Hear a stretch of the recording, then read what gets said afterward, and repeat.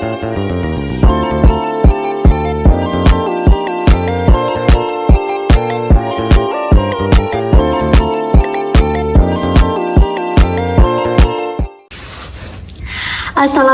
warahmatullahi wabarakatuh. Apa kabar teman-teman semua? Semoga dalam keadaan sehat ya. Perkenalkan, nama saya Yunia Aswaroh.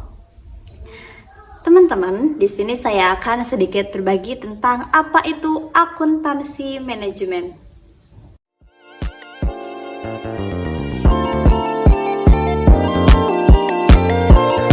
Akuntansi manajemen adalah suatu proses yang menyediakan data tentang keuangan ataupun non-keuangan kepada manajemen organisasi untuk membantu merencanakan, mengendalikan, dan mengambil keputusan. Tugasnya adalah untuk membantu manajer dalam merencanakan dan mengimplementasikan strategi bisnis dan meningkatkan kinerja organisasi. Proses ini menggunakan berbagai metode, teknik, dan alat dalam cakupan akuntansi manajemen, seperti perencanaan anggaran, analisis biaya, evaluasi kerja, dan pengembangan strategi bisnisnya. Contoh penerapan dalam akuntansi manajemen. Yang pertama ada pembentukan tim akuntansi manajemen, dan yang kedua ada penetapan tujuan. Yang ketiga ada pemilihan metode dan teknologi. Yang keempat ada pelatihan karyawan. Dan yang kelima ada evaluasi berkala. Teman-teman tahu nggak sih apa saja jenis biaya berdasarkan perilakunya?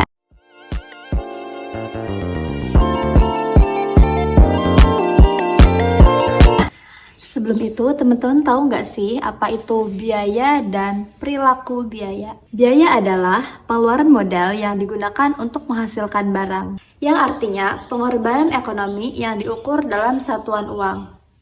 Sedangkan perilaku biaya adalah cara biaya berubah sesuai perubahan penggunaan aktivitas.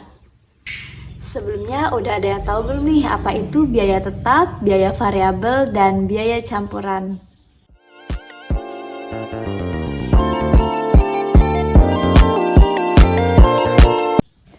Jadi teman-teman, biaya tetap adalah biaya yang tidak dipengaruhi perubahan jumlah outputnya. Misalnya nih, kita nyewa mesin pabrik selama 1 tahun sebesar 15 juta.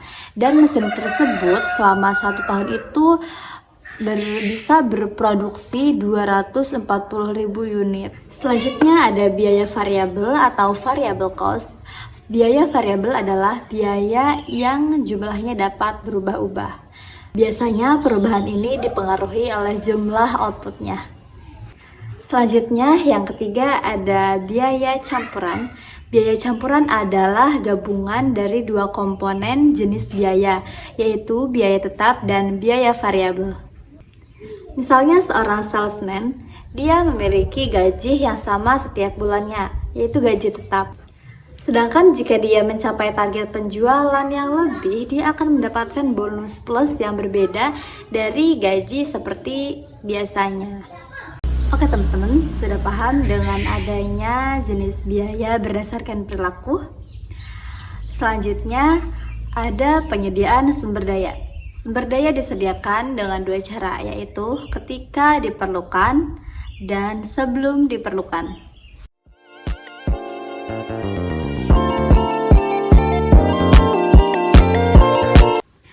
Sumber daya fleksibel atau sumber daya yang ada ketika diperlukan adalah sumber daya yang diperoleh dari luar tanpa komitmen jangka panjang untuk setiap jumlah tertentunya. Yang kedua ada sumber daya terikat atau sumber daya yang tersedia sebelum akan digunakan. Sumber daya terikat adalah sumber daya yang diperoleh dengan menggunakan eksplisit dan implisit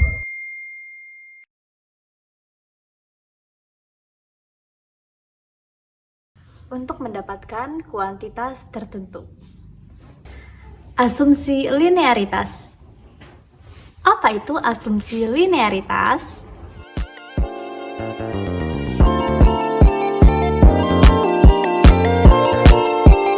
Asumsi linearitas adalah salah satu syarat yang harus dipenuhi dalam analisis regresi linear atau korelasi. Asumsi ini bertujuan untuk mengetahui apakah tiga variabel tersebut sudah ditentukan milik hubungan atau tidak. Asumsi linearitas memiliki perilaku biaya step. Biaya step itu terbagi menjadi 3 macam, yaitu biaya variabel step, biaya tetap step, dan perilaku biaya campuran.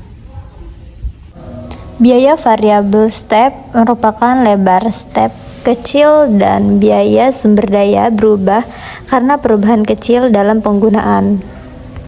Biaya tetap step merupakan biaya yang mengikuti perilaku biaya dengan step lebar.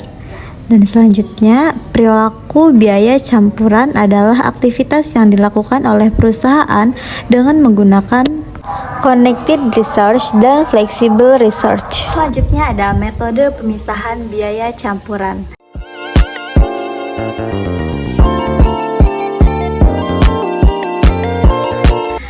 Ada 3 metode yang digunakan secara luas untuk memisahkan biaya campuran menjadi komponen biaya tetap dan variabel.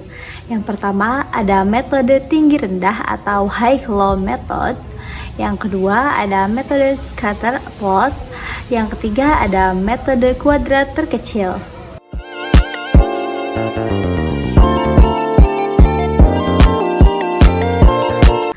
Asumsi linearitas adalah salah satu syarat yang harus dipenuhi dalam analisis regresi linear atau korelasi. Asumsi ini bertujuan untuk mengetahui apakah tiga variabel tersebut sudah ditentukan milik hubungan atau tidak. Asumsi linearitas memiliki perilaku biaya step. Biaya step itu terbagi menjadi 3 macam, yaitu biaya variabel step, biaya tetap step, dan perilaku biaya campuran. Selanjutnya ada metode pemisahan biaya campuran. Ada 3 metode yang digunakan secara luas untuk memisahkan biaya campuran menjadi komponen biaya tetap dan variabel. Yang pertama ada metode tinggi rendah atau high-low method. Yang kedua ada metode scatter plot. Yang ketiga ada metode kuadrat terkecil. Dengan metode tinggi rendah, kita memilih terlebih dahulu 2 titik terendah dan titik tertinggi. Titik terendah menunjukkan aktivitas terendah dan titik tertinggi menunjukkan aktivitas tertinggi. Untuk mencari rumus biaya yang digunakan persamaan berikut, yaitu V, perubahan biaya dibagi perubahan aktivitas sama dengan Y2 min Y1 dibagi min X2 min X1. Dan F sama dengan total biaya campuran dikurangi biaya variabel dan Y2 dikurang X2 atau F Y1 dikurangi X1. Metode tinggi rendah memiliki keunggulan yang pertama, objektivitas, dan yang kedua, dapat mengetahui hubungan biaya dengan cepat hanya berdasarkan titik data. Kelemahannya adalah jika 2 titik tertinggi atau terendah tersebut merupakan outlier, maka hubungan biaya aktivitas yang diperoleh menjadi tidak representatif. Yang kedua, metode scatter plot. Metode scatter plot adalah memberi kesempatan untuk melakukan analisis biaya secara visual serta dapat mengidentifikasi non-linearitas keberadaan outliers dan terjadinya pergeseran dalam hubungan biaya. Kekurangannya adalah tidak adanya kriteria objektif dalam pemilihan garis terbaik sehingga kualitas rumus biaya tergantung pada kualitas penilaian objektif. Rumusnya V sama dengan Y2 dikurangi Y1 X2 dikurangi X1 dan F sama dengan Y2 dikurangi X2. Yang ketiga ada metode kuadrat terkecil. Metode kuadrat terkecil adalah garis terbaik dengan mengkuadratkan defisiensi. Peranan regresi berganda dapat memberikan variabel tambahan ke dalam persamaan sehingga dapat meningkatkan kemampuan persamaan tersebut dalam memprediksi biaya aktivitas serta memberi pemahaman mengenai cara pengelolaan biaya aktivitas. Selanjutnya, pertimbangan manajerial dapat digunakan secara terpisah atau bersama-sama dengan metode tinggi rendah, scatterplot, dan kuadrat kecil. Manajer menggunakan pengalaman dan pengetahuan mereka mengenai hubungan biaya dan tingkat aktivitas untuk mengidentifikasi outlier, memahami perubahan struktural, dan menyesuaikan parameter yang disebabkan oleh perubahan kondisi yang antisipasi.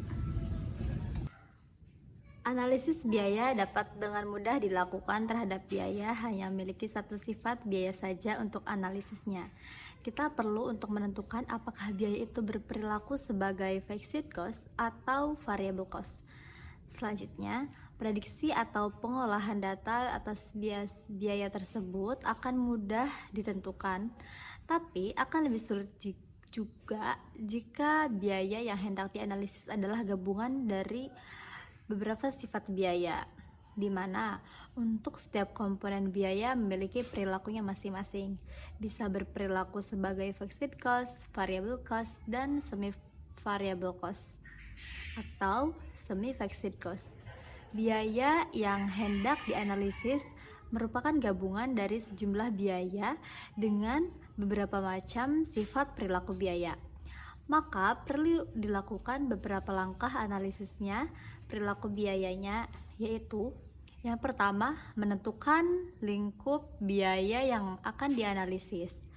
Apakah produk cost saja atau manufacturing cost atau operating cost. Yang kedua, menentukan komponen atau unsur biaya apa saja yang terlibat dalam biaya yang akan dianalisis tersebut. Yang ketiga, mengidentifikasi unsur-unsur biaya tersebut dan mengelompokkannya berdasarkan aspek perilakunya. Yang keempat, menguraikan komponen biaya semi variabel dan biaya semi tetap ke dalam biaya tetap dan biaya variabel. Yang kelima, menentukan persamaan garis untuk menyederhanakan dan merumuskan perilaku biaya yang dianalisis tersebut untuk memprediksi pergerakan biaya. Analisis biaya bahan baku. Analisis biaya bahan baku adalah bagian utama dan unsur terbesar pembentuk produk yang dihasilkan oleh perusahaan manufaktur. Analisis biaya tenaga kerja atau direct labor. Analisis biaya tenaga kerja adalah komponen utama yang mengubah bahan baku menjadi produk, dan biaya dapat ditelusuri secara langsung dan layak. Dalam hal ini dipahami pula bahwa memang terdapat hubungan langsung antara biaya tenaga kerja yang dikeluarkan dan tingkat kualitas produk yang dihasilkan. Ini dapat dilihat melalui kenyataan bahwa diperlukan tambahan tenaga kerja untuk menghasilkan lebih banyak lagi produk, dan untuk itu, secara sederhananya, analisis biaya bahan baku tidak langsung. Terdapat 3 hal yang menjadi dasar kenapa suatu bahan baku pendamping tidak dikategorikan ke dalam bahan baku utama. Karena ada 3 alasannya, yaitu bahan baku tersebut tidak menjadi bagian dari produk jadi yang dihasilkan atau hanya berperan sebagai katalisator saja. Yang kedua, dalam hal proporsi bagian atau komponen dan biayanya, bahan baku itu hanya memiliki porsi yang relatif kecil terhadap produk jadi. Yang ketiga, proses penelisikan atau komponen bahan baku tersebut terlalu kompleks sehingga tidak lagi layak untuk dilakukan. Selanjutnya ada analisis biaya tenaga kerja tidak langsung. Dalam hal ini, merupakan biaya tenaga kerja yang dibebankan secara tidak langsung kepada produk yang dihasilkan, yang nantinya akan terpusat melalui faktor overhead.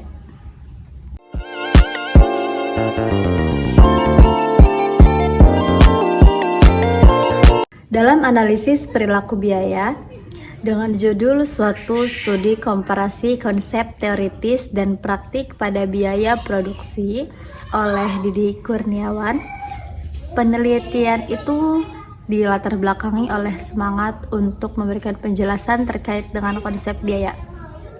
Kasus ini menunjukkan bahwa dalam analisis perilaku biaya, pemahaman atas karakteristik suatu biaya menjadi hal yang sangat penting. Seluruh biaya perlu terlebih dahulu dipisahkan menjadi bagian yang bersifat tetap dan variabel. Untuk efisiensi pengelolaan biaya perusahaan, manajemen perlu membuat keputusan dengan mendasarkan pada analisis perilaku biaya. Keputusan yang tepat sangat bergantung pada akurasi estimasi biaya berdasarkan judgement manajemen yang handal.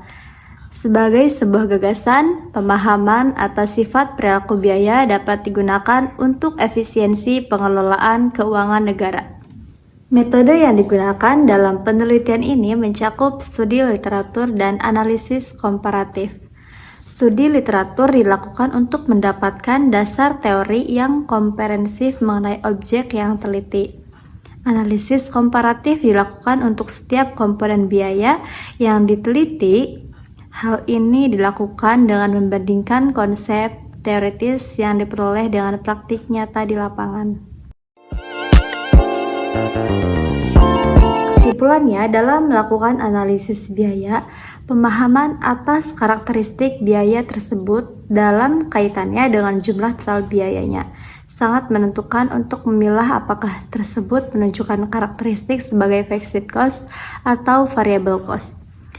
Untuk dapat dianalisis perilakunya, seluruh biaya harus terlebih dahulu ditetapkan apakah bersifat tetap atau variabel.